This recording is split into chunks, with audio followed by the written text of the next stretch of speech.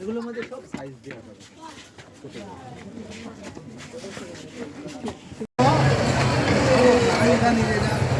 লবণ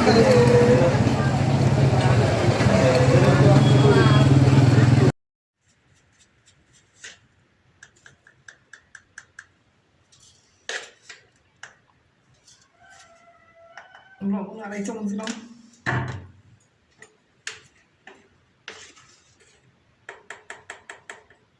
ধনিয়া গুঁড়া 1 চামচ দিলাম,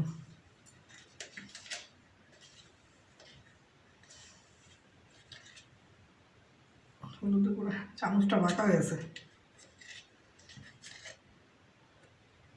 হলুদ গুঁড়া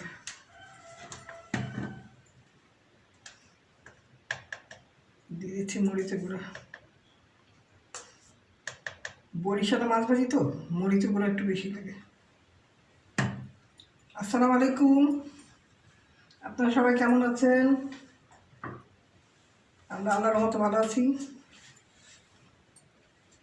আমি বরিশালের নিয়মে মাছ ভাজি করতেছি। রুই মাছ নিয়েছি, যে রুই মাছ, রুই মাছ, আলু, পেঁয়াজ, কাঁচামরিচ, রসুন। বরিশালের নিয়মে রুই মাছ ভাজি করব।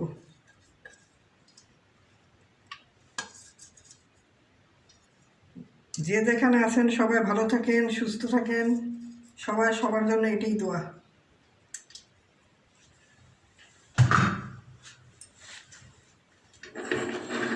এটা ভালো করে মাখিয়ে নেব মাছটা।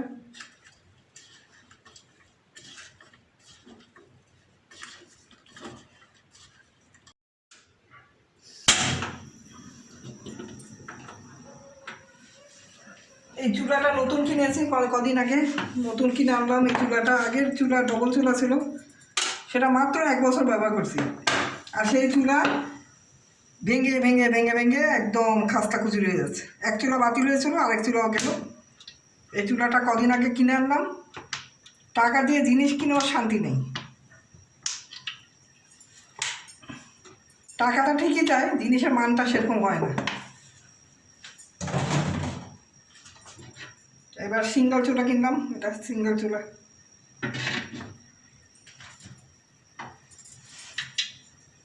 আরএফএল এর চুলা। আগের চুলাটা ছিল যমুনা।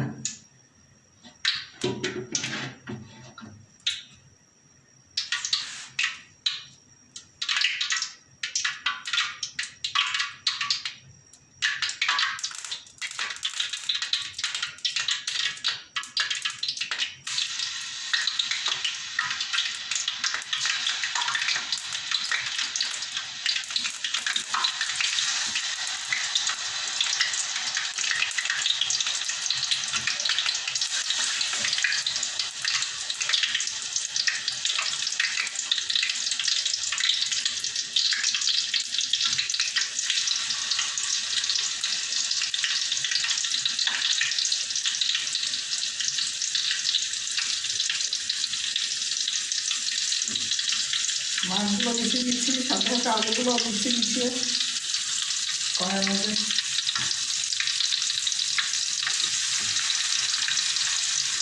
এইভাবে বরিশালের বড় মানুষরা এভাবে যে কোনো মাছ এভাবে ভালো করে খায়।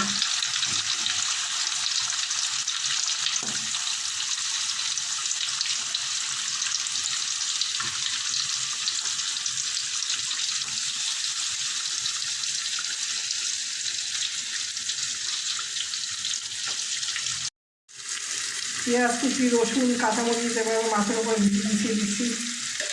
এভাবে করে মিশিয়ে দেবো।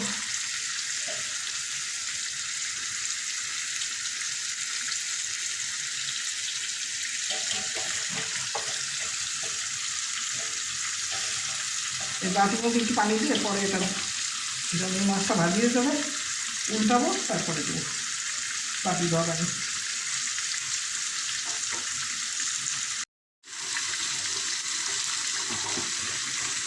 মাছটা ঘুরিয়ে ঘুরিয়ে ভাজতে হবে। কড়াই ঘুরিয়ে ঘুরে 4-5 ভাজতে হবে।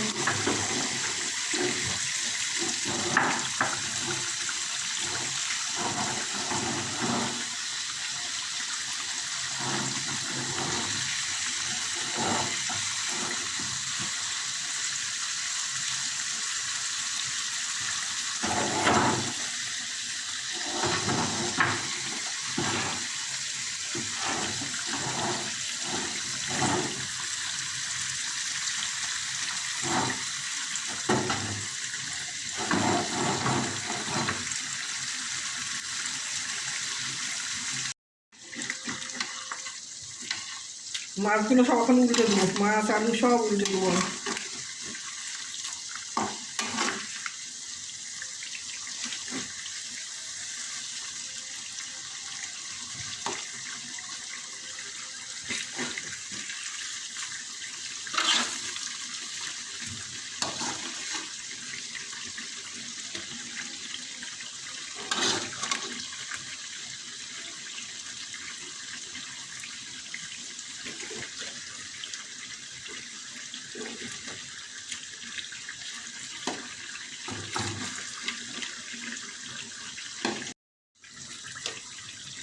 মাছ আলু উল্টে দিলাম, এবার এই পিঠটা ভাজবো।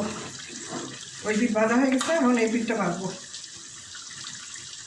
এই বরিশালের মাছ ভাজি আমি আমার হাজব্যান্ড থেকে শিখেছি, আমার স্বামী আমাদের এটা শিখেছিল। এটা তাদের বরিশালের রান্না। বিয়ের আগে অনেকেই দেখামাখা মাথা খারাপ করে, আত্মীয় স্বজনের মধ্যে কিছু খারাপ মানুষ থাকে, অনেক সময় উল্টোপাল্টা কথা বলে, রান্না পারে না, রান্না শিখো, বিয়ে হলে কী করবা। আসলে যার যখন সময় আছে সে তখন তার সংসারটা ঠিকই চালাতে পারে, সে তখন ঠিকই সব কাজ করতে পারে। মারা যে ঘরে রান্নাবান্না করে, হাঁটতে চলতে দেখে, বিয়ে হলে শাশুড়ির দেখে, স্বামীরা কিছু হেল্প করে।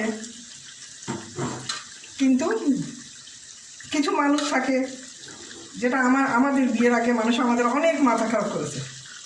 আমরা পড়াশোনা করতাম, ছোট স্কুলে পড়ি, 3 পড়ি, রান্না পারো, বান্না পারো,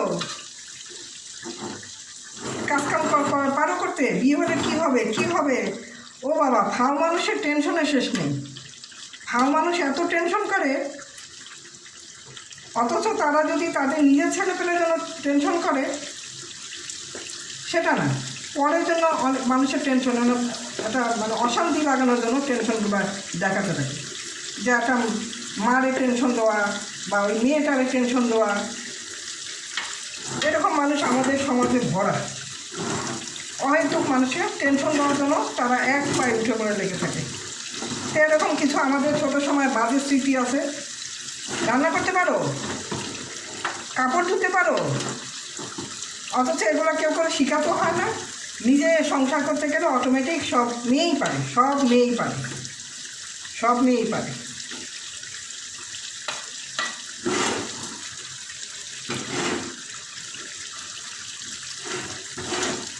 যাই হোক, আমাদের সংসার তো আমরাই চালালাম, আমাদের সংসার তো কেউ এসে চালিয়ে দেয়নি। আমার রান্না তো আমি সারা জীবন করলাম, আমার রান্না তো কেউ এসে করে দেয়নি। মায়ের থেকে মাসির দরদ বেশি একটা কথা আছে না। আমার মা যেটা না চিন্তা করছে, আশপাশে মানুষ কিছু খাওয়া মানুষ ছিল, তারা এসে আমাদের মাথা খারাপ করছে। যাই হোক, আজকে আমার মনটা একটু খারাপ ছিল, কিছু কথা বলে ফেললাম, আপনাদের সাথে শেয়ার করলাম। আপনাদের কার কার জীবনে এরকম বাজে মানুষ, খারাপ মানুষ ছিল, কমেন্ট করে জানাবেন আমাকে, যে আপনাদের জীবনে এরকম ছিল যারা আপনাদের পিছিয়ে লেগেছে সবসময়।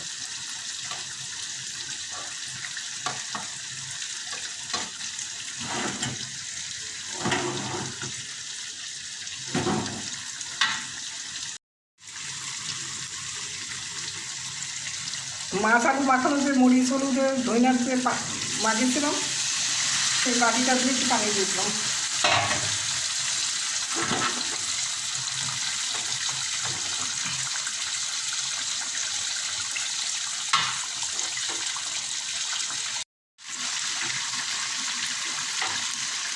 আলু সিদ্ধ হয়ে গেছে, আলু সিদ্ধ হয়ে গেছে, আলু সিদ্ধ হয়ে গেছে।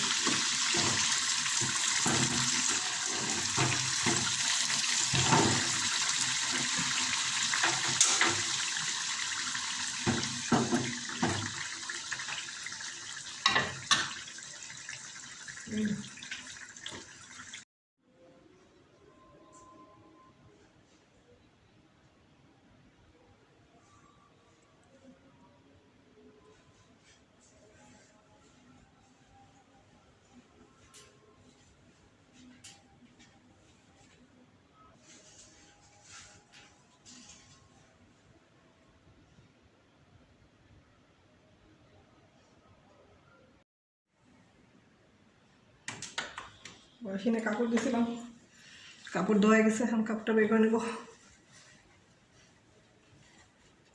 অনেক ঠান্ডা, 2 দিন কাপড় ধুইনি, বেশ কয়টা শাড়ি জমে গেল আমার।